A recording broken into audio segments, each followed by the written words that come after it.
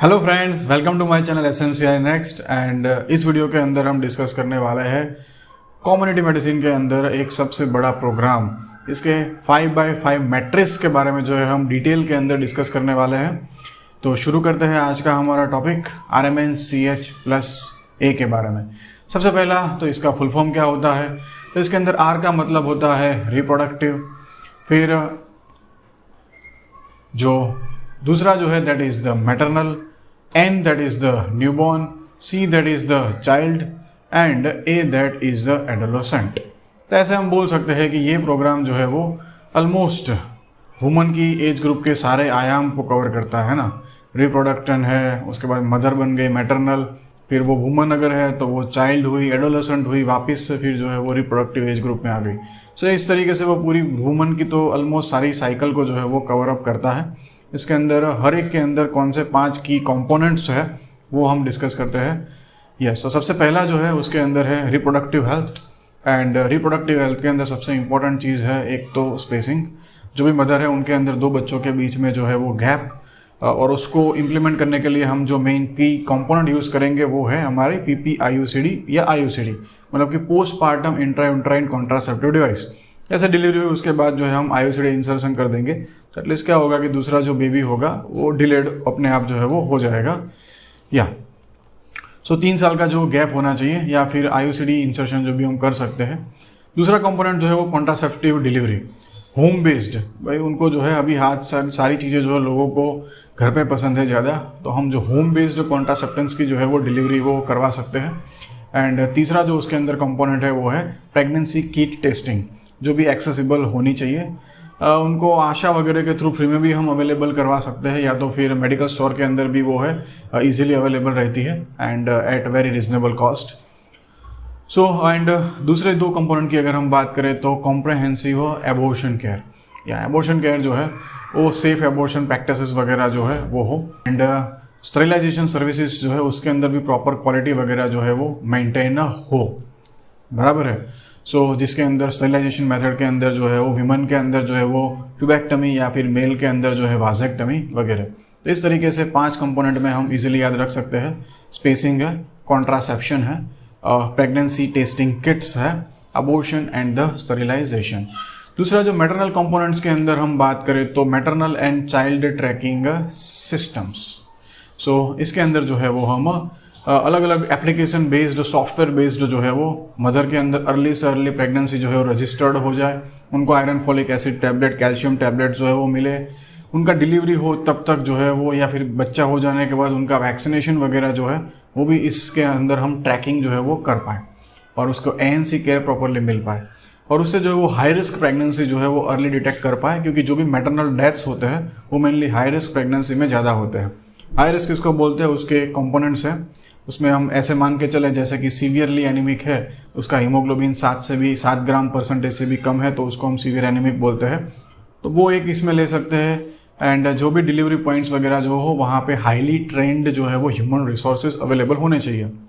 सबसे highly trend human resource क्या होते हैं, गायनेकोलॉजिस्ट।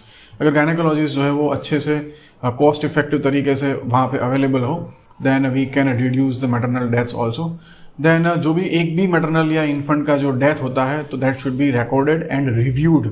उसका प्रॉपर रिव्यू करना है, उसके रीजंस वगैरह जानने हैं, और उसको जो है वो अपने को फिर इम्प्लीमेंट करना है, जो भी हमारे प्रॉब्लम्स वगैरह रह गए हैं उसको दूर करने के लिए। एंड ऐसे विलेजेस आइडेंटिफाई करना जहाँ पे अभी भी होम बेस्ड डिलीवरीज जो है होती है, एंड वहाँ पे जो ANM है उनको ट्रेनिंग देना, और मीजोप्रोस्टोल की जो है उसका डिस्ट्रीब्यूशन वगैरह जो है वो करवाना। सो मैटरनल कंपोनेंट के अंदर जो है उनका tracking, high risk identification, highly qualified HR availability, death का रिव्यूज़, एंड जो भी विलेजेस वहाँ पे आज भी होम बेस्ड डिलीवरीज हो रही है वहाँ पे जो है वो मीजोप्रोस्टोल का डिस्ट्रीब्यूशन। अगर हम बात करें next component child newborn health, तो न्यूबॉर्न हेल्थ के अंदर जो है वो उनको जैसे ही उनका बर्थ हुआ एक्सक्लूसिव ब्रेस्ट फीडिंग, जो कि फिर 6 मंथ जो है तक कंटिन्यू करवाना है। उसमें भी सबसे बेस्ट चीज़ होती है कि अर्ली इनिशिएशन, फर्स्ट 1 आवर के अंदर ही उसको ब्रेस्ट फीडिंग जो है वो इनिशिएशन हो जाए। दूसरा आ जाता है उनको घर पे कर लेगा, उसके बाद होम बेस्ड न्यूबॉर्न केयर, जो कि हम करवाते हैं मेनली आशा के थ्रू। एंड जहाँ पे भी उसकी डिलीवरी होती है वहाँ पे रिसक्सिटेशन की फैसिलिटीज़ जो है वो वहाँ पे अवेलेबल होनी ही चाहिए।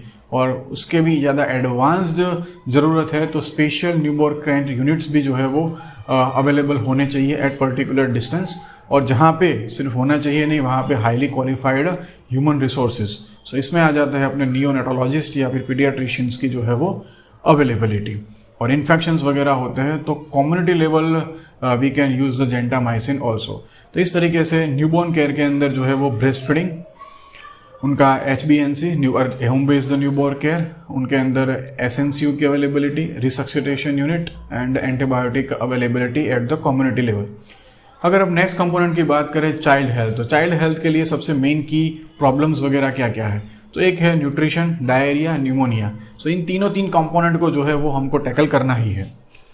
सो जैसे न्यूट्रिशन को टैकल करने के लिए हम जो है उनको कॉम्प्लीमेंट्री फीडिंग देना, बच्चों के अंदर iron folic acid tablet and proper nutrition का जो है वो उनकी मदर वगैरह को गाइडेंस देना। दूसरा जो है वो डायरिया की ट्रीटमेंट जो है वो कम्युनिटी बेस्ड होनी चाहिए, ORS, zinc availability with ASHA, anganwadi also. तीसरा जो है वो antibiotic availability for the care of the pneumonia also, so management of the pneumonia also community based. So ये 3 कंपोनेंट तो उनके प्रॉब्लम बेस्ड हो गए, और उनके अंदर डिजीजेज ना हो उनके लिए फुली इम्यूनाइजेशन कवरेज, जो कि मिनिमम जो है वो ग्रेटर देन 90% तो होना ही चाहिए।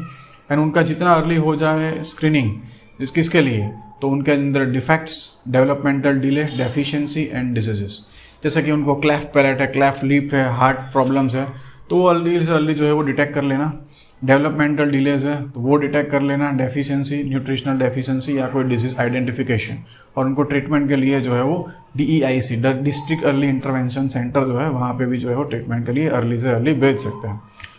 अब जो एडोलेसेंट के अंदर जो मेन 5 कंपोनेंट है उसमें से एडोलेसेंट के मेन प्रॉब्लम्स क्या होते हैं। अभी एडोलेसेंट भी जो है सेक्सुअली ज़्यादा एक्टिव हो रहा है, so they should also use the contraception. So contraception prevalence among the adolescent should be increased.